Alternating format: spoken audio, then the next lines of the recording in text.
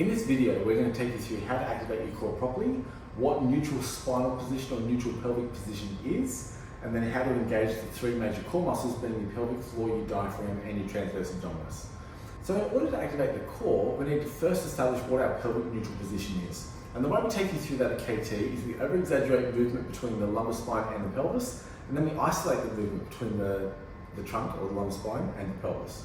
So if you see here, you can see I'm facing side onto the camera, and you see that when I go into extension, you see both my pelvis and my spine extending, or my pelvis and my spine is flexing. Or I can try and hold my trunk, and I can start to pivot or move just through the pelvis. And it's almost like if you're playing foosball, it's like a foosball stick is going through my pelvis, and as I twist, I start to just rotate through the pelvis. So my core or my spine or my trunk is not moving at all, it's just purely my pelvis is starting to shift. And we need to teach this because most people tend to brace from here to here, like they're clenching hard or it's dormant and they don't have that proprioceptive awareness of how to separate one from the other. So once you can successfully sort of separate one from the other, now you can identify what a neutral spine or a neutral pelvis position is. At KT we talk about Steve Urkel, and Steve Urkel had like the posterior pelvis where his pants or pelvis was sitting forward and up high, or you can have the anterior back, which is generally where people might stand with their butt extended. So it almost looks like they're sticking their butt out, but it's purely because the lumbar spine has an increased lordosis or an increased curve. So from a visual perspective, we try and tell people, imagine your pelvis is a bowl of water. So if you can see here, if my pelvis is forward, water is going to spill out the front. If I tuck all the way back into that Steve Urkel position, you can see my pelvis is on a backwards angle and water is going to spill out the back. But what's the position where I'm neutral? So there's no water going forward, there's no water going back. I've sort of found my halfway point, and my halfway point is what we call our neutral spine or our neutral pelvic position. So once we've successfully established that, we've put the joints in the right position, now the muscles should work a lot more effectively. So we're going to start with the pelvic floor. Now for the pelvic floor, it's a sling, sort of runs from the front of our pubic bone, sinks underneath, attaches to our sitting bones, with ischial tuberosities, and also to our sacrum. And sort of stops everything from falling out of us. At KT, when we're doing Pilates, we have a lot of women who do Pilates. And a lot of these women are postpartum women, they've had kids. The kids might be grown up, but they still have children. And as bad as it sounds, with our current sort of medical system, the woman is super important during the pregnancy process, and then once the woman delivers the baby, she's sort of forgotten about because everything's about the baby. Are they latching? Are they gaining weight? Are they hitting their neonatal reflexes? Are they hitting the milestones before the hospital can discharge them? And sort of on their way out, when the baby's got the focus of everything, mum's sort of half forgotten about, you sort of get a tap on the shoulder saying, by the way, don't forget Kegels, working the pelvic floor. See ya, next person, come on through. And as the woman, you're sort of neglected or forgotten about. So because you're forgotten about and you're told do Kegels, there's this change in the body where you can't regulate your pelvic control. So you might have sort of 10 levels of pelvic floor activation, from 0 being it's not working at all, to 10 being like I'm really clenching through my pelvic floor. In Pilates, we want you to be at level 2 or level 3, so about 20 or 30% contraction. The problem with postpartum women is they lose that variance in control. So they either have it off or it's on 100%. It's almost like they're trying to suck everything up or levitate off the ground. And they're sort of the two activations they get. So if you jump on a trampoline, you'll engage 100%, but you can only hold that for a certain amount of time before it lets go. And if it lets go, there might be relaxing, or it might be sneezing, or it might be laughing too hard. It could be a little trip. So something might set you off because you've only got 0 activation or 100%. So we want to sort of establish more of that range in your pelvic floor control. The story we tell, the story I tell during the induction when I'm first teaching someone Pilates, is wind at a wedding. That's the cue. So if you've ever been to a wedding, you've ever been to a funeral, you know, you're sitting on a church pew, typically the worst things happen at the worst times. Generally you get a build-up of gas and you might have to pass wind. So you can't just pass wind openly. It's quite quiet, the priest or the pastor's talking, you're on a church pew, it's going to be loud, everyone's silent, everyone's going to know it's you. So you might sort of, as the pressure builds up, something has to let go. You might try and do like a little 10% teaser, or just like let a little bit out to sort of check what was the volume, how bad did it smell, can I get away with sort of letting more air out. And hopefully you're smiling and laughing while watching this video, because everyone goes through this. Even the people that say, I don't fart, I'm sorry, you're wrong, you do. But that's the kind of pelvic control we want. So it's not off completely, it's not on 100% active and trying to levitate off the ground. It's about that wind at a wedding sort of activation zone, about that 20-30% where you feel like you have to pass wind and you're trying to gently hold it in. And when we're teaching women how to activate their pelvic floor, we'll typically teach them from the front perspective because women have like a better control or a sense of their anterior pelvic region. Guys don't.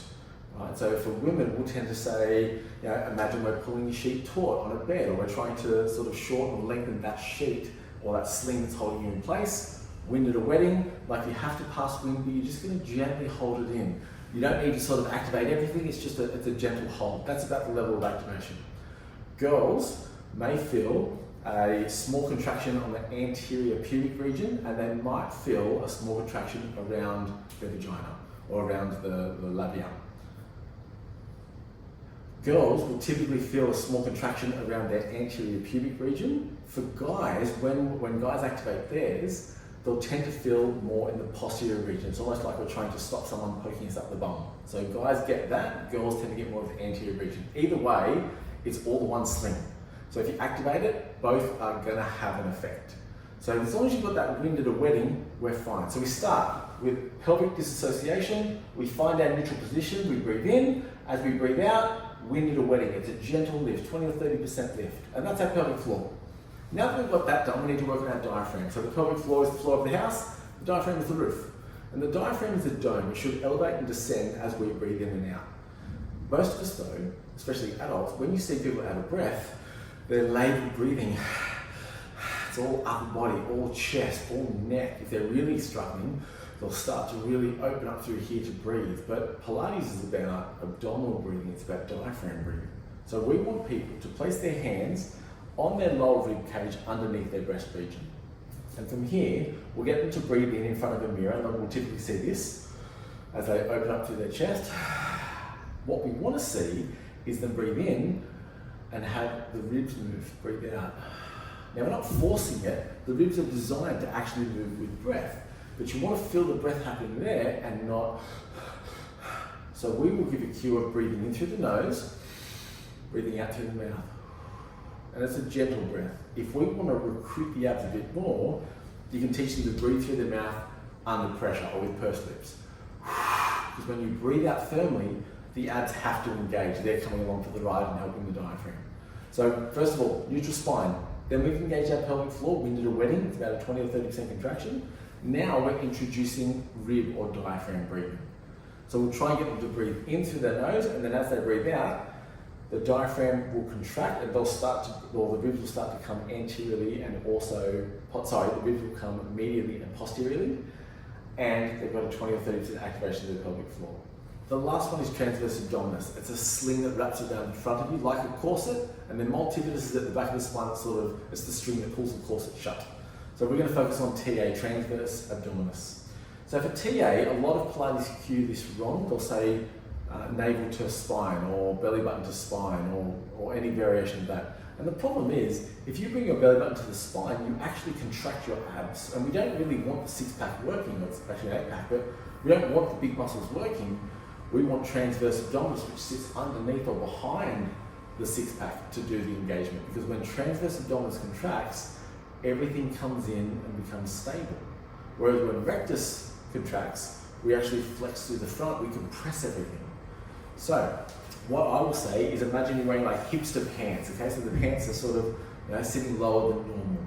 And for those hipster pants, you may have had a big meal and the button's popped out, you've got to redo the button up. So if you want to sort of do the button up and clip the pants back up, you have to gently draw that tummy in. But you're not drawing this in, we're drawing this in. So we'll get them to find their neutral spinal position, breathe in, and as they breathe out, it's like they're trying to draw this part in towards them. So there's no abdominal activation, it's this part. Or if you want visual, imagine your hip bones are two lasers, you're trying to get the lasers to come towards each other. So we're trying to close the pelvis. And that's our TA contraction. So now we want to put the whole lot together. And the way we put the whole lot together is, they stand facing the mirror, their hands are gently touching their pubic bone, thumbs are resting on their abs, they find their neutral spinal position, they breathe in, and as they do, the diaphragm expands, so the ribs expand, As they breathe out, the ribs will come in, the pelvic floor will engage 20-30%, and the pants are just a little bit too tight. And they should be able to hold that contraction and breathe for 2 or 3 breaths. So breathing in, breathing out, while still holding this contraction.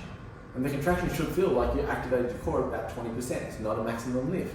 So they're holding that for 2 or 3 breaths, and after that, they can then sort of relax and the spine will unload and they go back to their normal resting position. So if they can hold it for 3 breaths, we've activated the core, they know what's in control, we then take that and we put it on the reformer. So once we go through how the reformer works, we then get them lying on their back on the reformer, doing the same thing in a supine position. Then we do the same thing in a 4-point kneeling position. Then we do the same thing in a standing position. So you're teaching them how to get the core on properly in these 3 positions. Now if you cheat during this, if you think you're doing it but you're not, and you just go, nah, it's not important, I'll get to it later, you won't, because you then start training the big muscles, and the big muscles will take over, and then the little muscles become lazy again, and that leads to dysfunction, destabilization, or pain. So it's really important that you get this core activation on properly, that you do it in the right sequence, the right way, so that you can then have that as a base and spring forward as you grow forward and develop more of a Pilates body and more of that internal strength to support the external muscles that are then driving all your strength and power. So that's how we cure it at KT. If you want, you can come up with your own variation, but that's the goal of engaging our core before we start any exercise. Because if you're stable here, you can pretty much do anything.